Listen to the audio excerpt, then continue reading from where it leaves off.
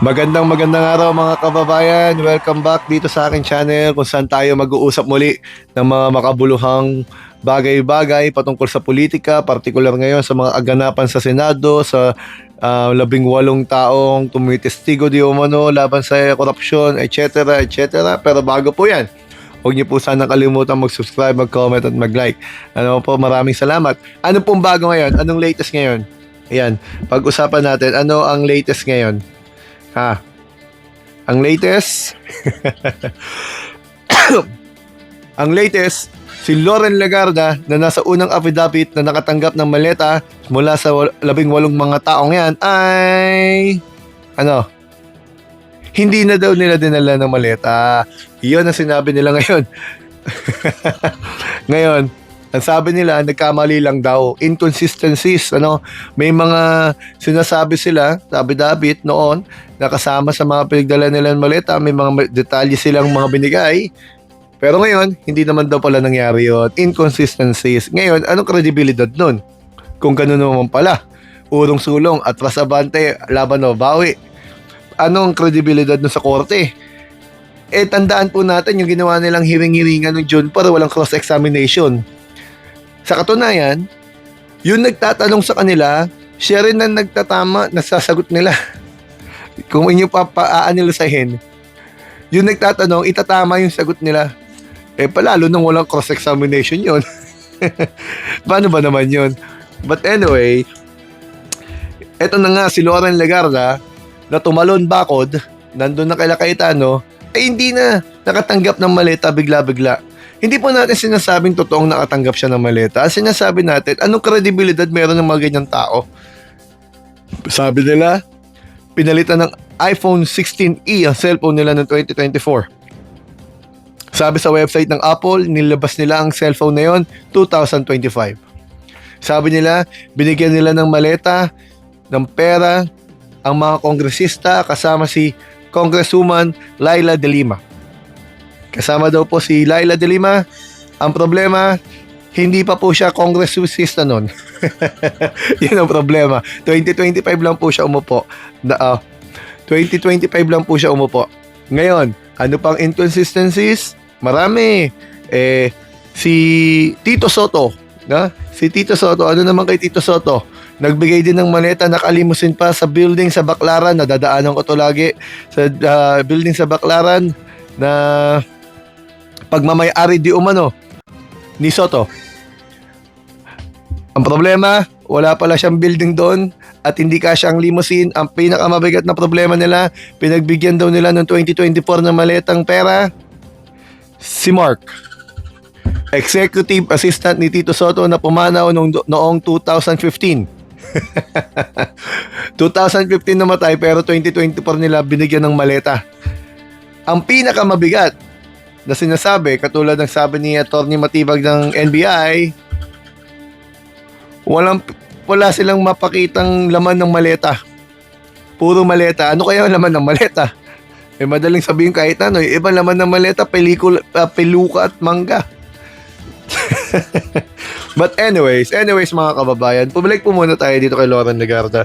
Kung saan nga, wala na nga siya. Nung tumalon bakod siya Cayetano, ngayon, wala na siya, hindi na daw siya nakatanggap ngayon ng maleta. Ay, naku po. Anong ibig sabihin niya? Pag nagtalunan kay Cayetano itong mga pinagbibintangan nila, lahat sila maabsuelto na, wala nang kaso, mawawala na sa memorya ng 18 individual na to. Hindi wala nang korupsyon. Tatalong ka lang pala ng bakod, wala nang korupsyon. Ganun pala ayun ang naratibo nila . Bakit hindi sinabi, nakalimutan din nila at nagkamali sila kay Villar? Kasi, posible si Villar ay nakatalon na sa grupo ni Gatchalian sa mga oras na ito. Pero ganun pa man, bakit ba nagkaganyan si Loren Legarda? Siguro, hindi nga natin alam, pero hindi natin pinagbibintangan, pero siguro nga kung nakatanggap man o hindi, isa na yon sa dahilan, nag-play safe, at ngayon niya dahil sa kinakaharap ng mga posibleng mga kaso ng anak niya, dahil sa solar company nila. Wala siya magagawa, ipit siya sa sitwasyon, sumama siya kay Cayetano. Yun ang pinakamabigat niyang ginawa dahil lumitaw tuloy yung pangalan niya. Hindi lang basta paru-paro, hindi lang basta balimbing, hindi lang basta talon bakod ang siste niya, kundi mismo mga dokumento nila nababago kapag tumalo pag tumalo ng partido. Mahirap 'yun. Mahirap kasama 'yun. Ngayon, hanggang kailan po kaya? Hanggang kailan po kaya magiging ganyan ang takbo ng Senado kung ang mga kaalyado nila nawawala?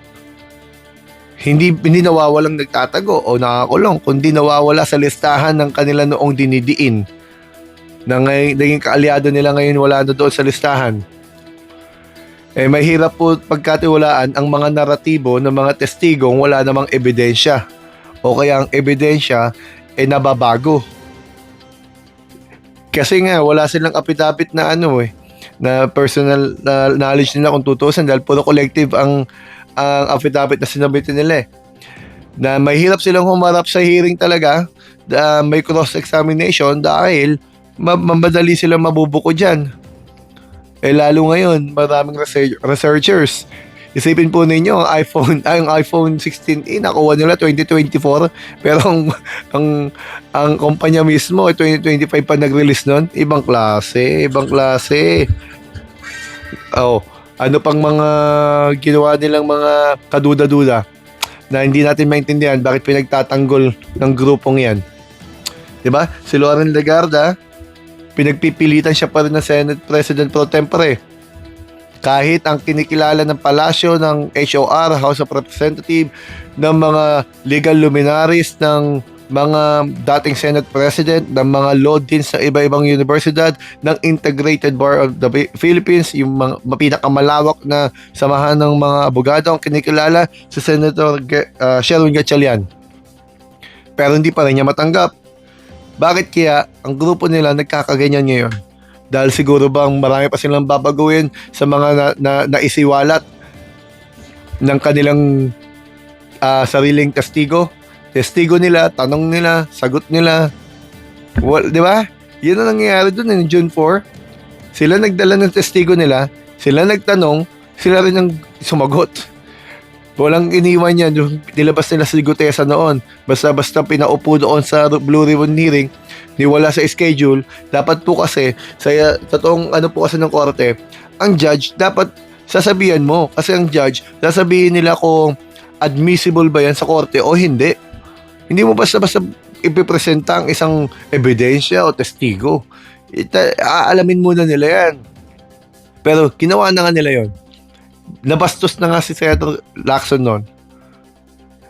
Tapos, napatunayan, hindi naman pala autorisado yung notaryo. Ginamit nila yung pangalan siguro ng isang abogado dahil sabi ng abogado, wala daw siyang ninonotarize na ganun.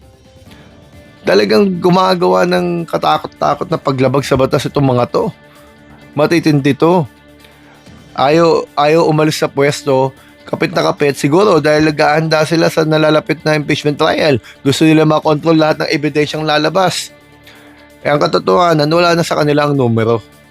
Yun ang totoo doon.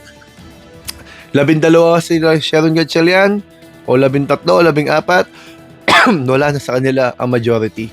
Yun lang malinaw doon. Nung kahapon, 12 sila.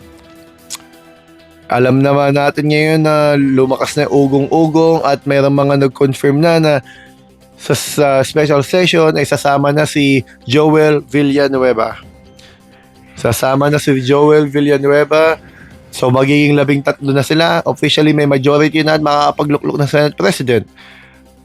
At meron din tayong naririnig na 2 o 3 pa. Yung 2 nag-aalangan dahil sa ibang mga bagay pero malapit-lapit na daw yan, at yung isa naman may kinakarap kasing mabigat na asunto at mabigat na paliwanagan ng kailangan niya pag ginawa niya yun. Pero siguro, alam niyo po, pag nagnilay-nilay ng mga tao, mag-isip-isip, katotohanan pa rin ang gusto nila. At siguro nga, mangyayari dyan, may tatalon pa para matapos na yung problema nito. Kasi mahirap naman kung laging ganyan. Ayaw magparaya ni Alan, ayaw magparaya ni Gatchalian. Ang kawawa dyan, yung mga tao, walang magagawang mga batas At ngayon nga, si Lauren Legarde safe na. Di umano. Tingnan natin sa mga susunod na hearing kung ano pa mangyayari. Puro maraming mga kaganapan eh. Ano po mga kababayan? Ano pong tingin ninyo? Marami pong salamat sa inyong pakikinig. Hanggang sa susunod po muli. At mag-uusap-usap po muli tayo sa mga bagay-bagay. Magbibigay po tayo ng komento. Marami pong salamat sa inyo. Huwag niyo pong kalimutan mag-subscribe at mag-comment at mag-like. Salamat po sa inyo.